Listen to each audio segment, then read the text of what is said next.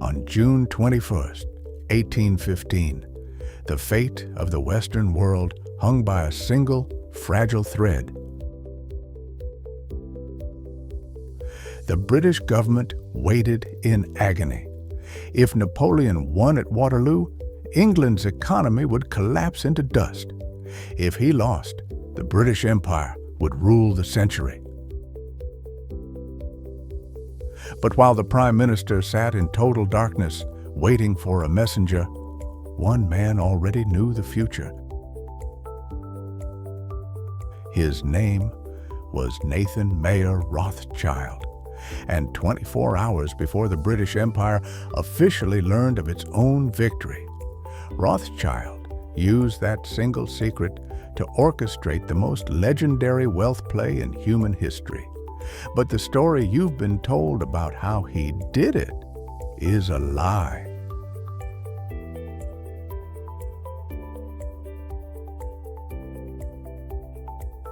Disclaimer: this content is for educational and informational purposes only and does not constitute investment advice.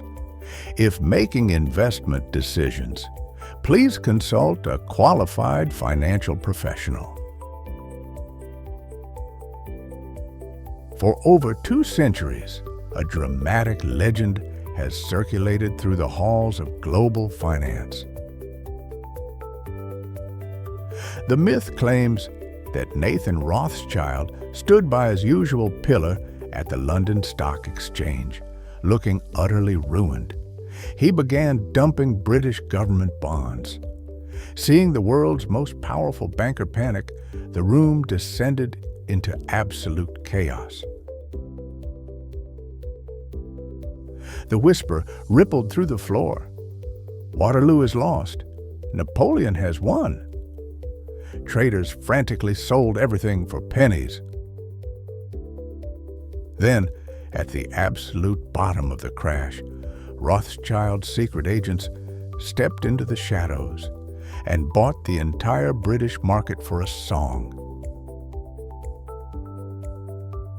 It is a brilliant story, a perfect psychological thriller. The only problem, it didn't happen.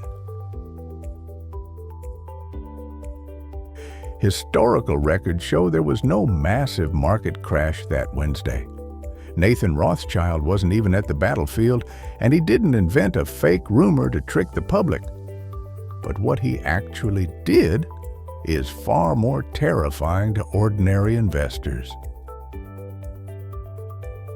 because it reveals the true unwritten blueprint of old money. He didn't win through market manipulation. He won through a concept known as information arbitrage.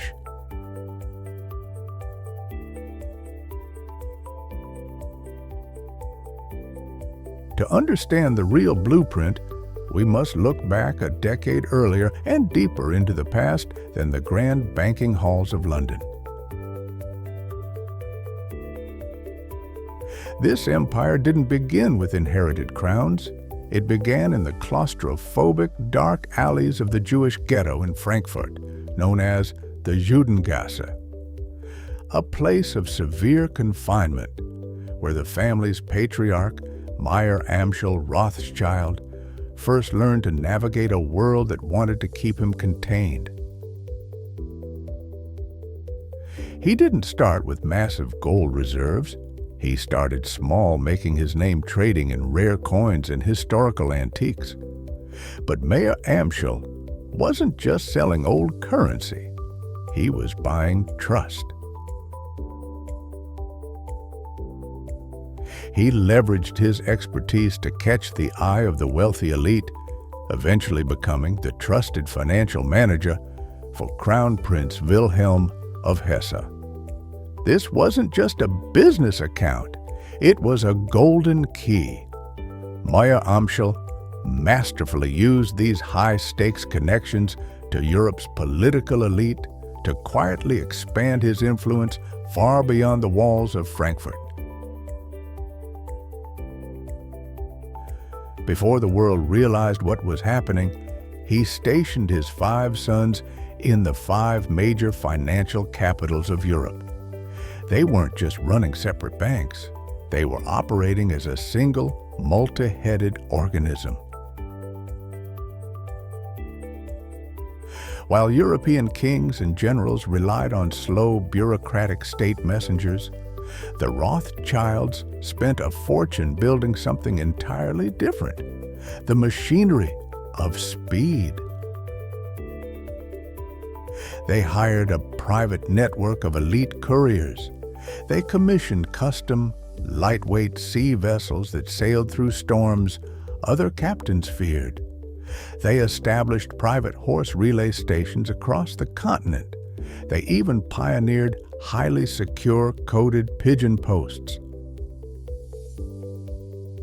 They built the 19th century equivalent of a high-frequency fiber optic network, while the rest of the world was still writing letters on horseback.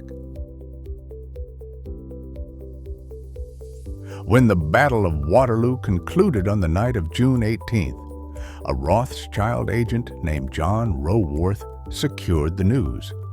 Using the family shadow network of steeds and boats, he bypassed official military channels entirely. Roworth delivered the news of Napoleon's defeat to Nathan Rothschild in London on the night of June 19th. The British government wouldn't receive their official dispatch until late on June 21st. For nearly 48 hours, Nathan Rothschild was essentially a time traveler. He lived in a future that the rest of the British Empire could not yet see.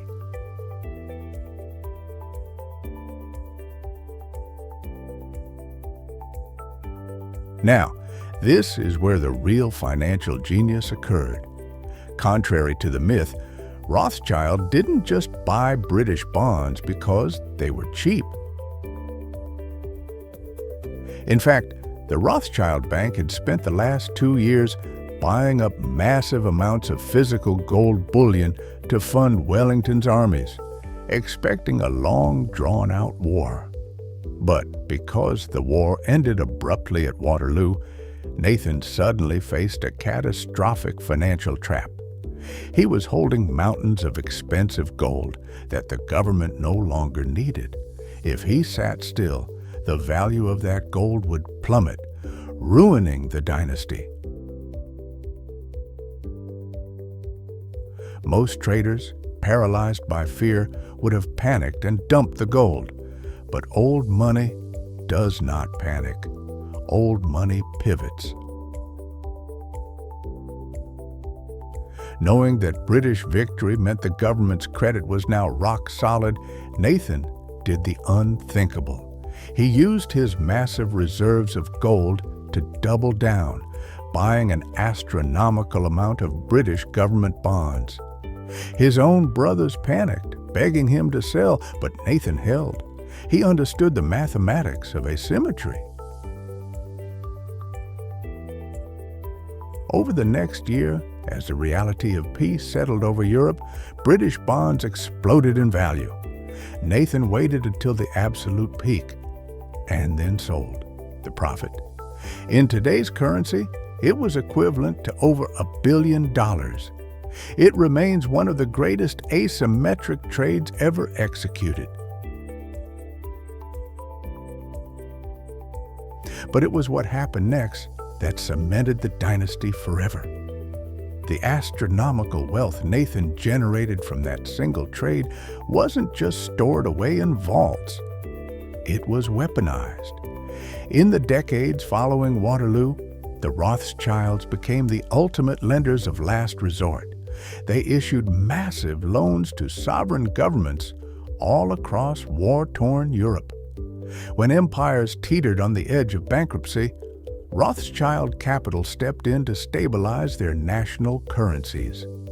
They funded the massive, sprawling infrastructure projects, from transcontinental railways to industrial networks, that reshaped the modern world. Think about that. A single family was privately providing the exact same services that are today managed by the IMF and the World Bank. They weren't just participating in the global economy anymore, they were underwriting it.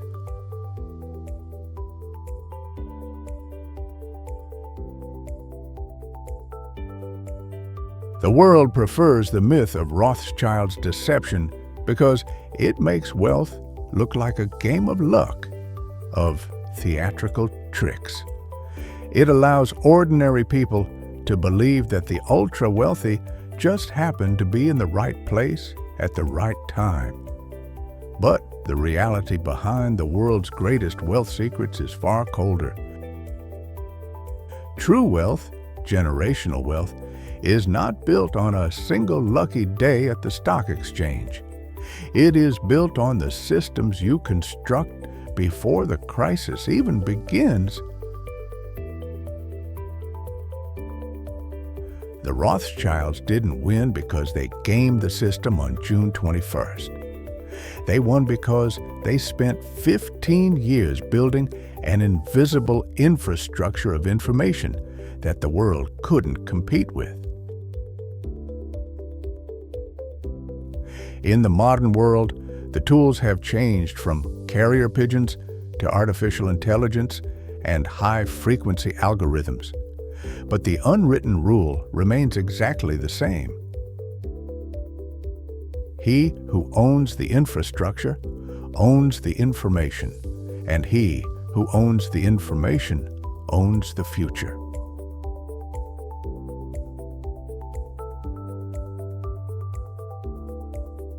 Tony's Wealth Secrets: uncovering the stories, strategies, and mindset behind lasting wealth.